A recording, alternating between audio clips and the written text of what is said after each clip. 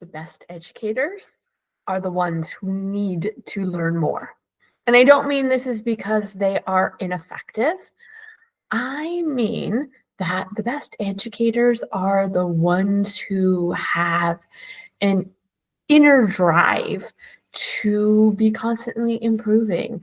They have a passion for lifelong learning.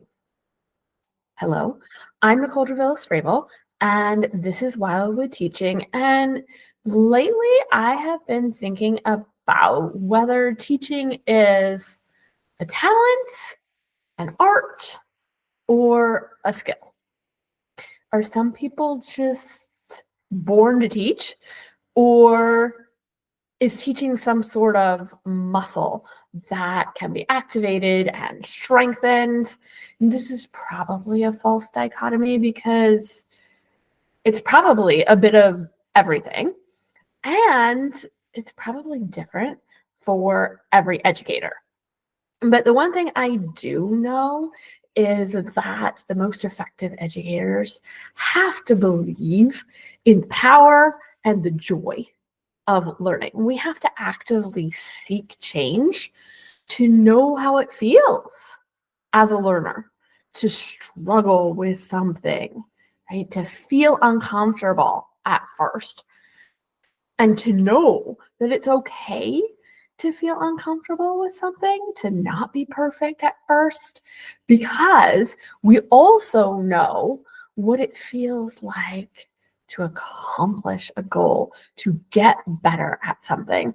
And once we understand this process, it makes it easier to support the young learners that are in our care.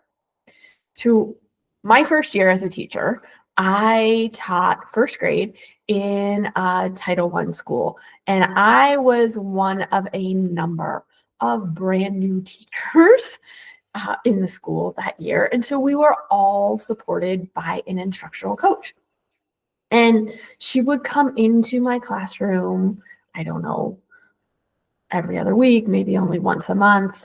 And she would observe my teaching. And then afterwards, so we'd have a little chat about it. She'd ask, she'd tell me what she saw. She'd ask what I was thinking. And I would always ask her, right, what should I do differently, right? For next time, what are the changes that I should be making? And by the third or fourth time that she was in my classroom, she answered that question with, well, Nicole, there doesn't always have to be something. And so maybe her point was that she felt like I wasn't being confident, right? And maybe she was saying, you've got this. Maybe you should be a little bit more confident. Or maybe she was saying that, if we're constantly changing something, then, we're changing too much and not giving ourselves room to improve. Or maybe she was saying, you know what, it's okay. It's okay to be comfortable. I don't really know. But I know that for me, there is always something. Not because I'm not confident as a teacher, but because I think that if we want children to develop a growth mindset, then we need to model it.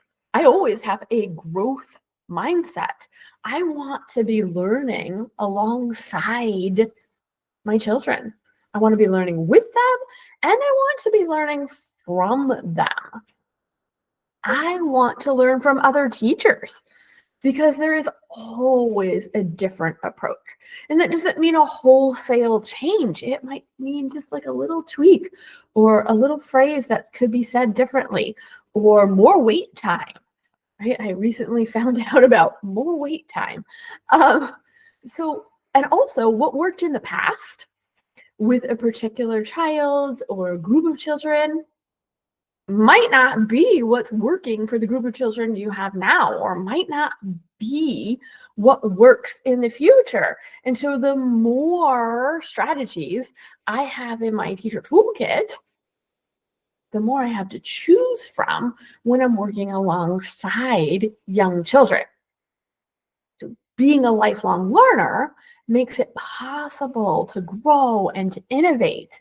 And I really feel like this attitude toward lifelong learning is what made it possible for me to have a nature-based, exclusively outdoor classroom and to make it work.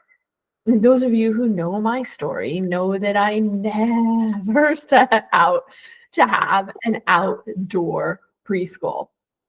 I set out to have a child-centered place where children could follow their curiosity. I just happened to luck into my first location that was a converted barn on the edge of 31 mile trail that snakes through about 364 acres of temperate rainforest.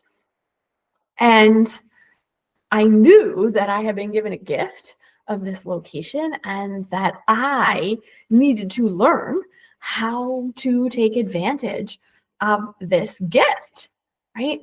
And that I was going to be learning it while simultaneously leading a group of children through it, right?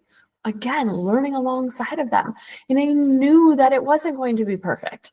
And I knew that I was going to make mistakes and that there would be things that I tried that did not work, right? And so if you are also on this nature-based journey, then you are going to want to be the type of person, the type of teacher who embraces the challenges and the joys of lifelong learning, right?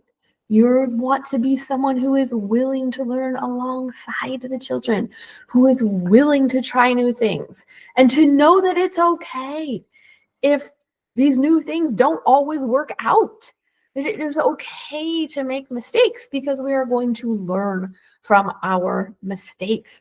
And this is what we are modeling for children. It's okay to take a risk and not have it turn out, right? Because you are going to learn something from that risk that you can take forward.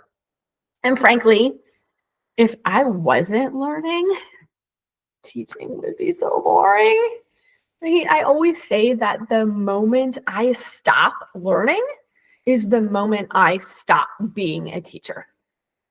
And there are no shortage of ways to access professional development as an educator these days, right? To keep learning, to keep innovating.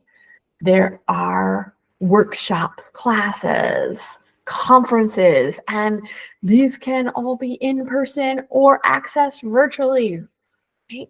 Live or on your own time. Right? One of my favorites coming up again virtually this summer is Natural Start. So be on the lookout for that. They probably open registration sometime in May. You can form partnerships among schools, right? Sometimes teaching can be a lonely process, right? Especially if you're in a small program like I am, right? Reach out and find different methods, find different people by partnering with other schools, by partnering with universities and colleges. Find your community of practitioners and mentors. And if you need to find one, you can always join our Wild Wisdom and Wonder Collaborative, right? To be mentored by teachers who might be farther along the journey than you are, to collaborate with teachers who are in the thick of a nature-based journey just like you are, right? We will meet once a month. Every other month, we have a collaborative question, and it's kind of a round table, and we have a discussion around that particular question just so we can learn directly from each other. Here is a problem or a question that I have on my journey. What have you done, or what are you thinking about this question, or what is your advice? Right? On the opposite months, I run a workshop. Coming up in March is a workshop on using natural materials to teach math, the research behind it, how we are really laying the foundations for young children in their later mathematical thinking through helping them order their world through nature. Right? In addition to these monthly workshops, you also have access to my archive of nature teaching videos. So they are all organized by section. So if you want to learn more about how to teach literacy using nature or being inside or outside with that nature, you can go to that section in the archive, watch the videos you need to watch, learn what you need to learn on your own time. You'll also get little weekly tips from me on whatever the topic is. So for example, March topic is math. So you'll get little weekly tips at the beginning of each week around the topic of math and nature. So I hope you will consider joining us. There is a little card above my head you can click on. There's also an attachment below the video. And then I hope you will join me here next week for another episode of Wildwood Teaching, where I will be rounding up some of my favorite nature-themed picture books about spring. I will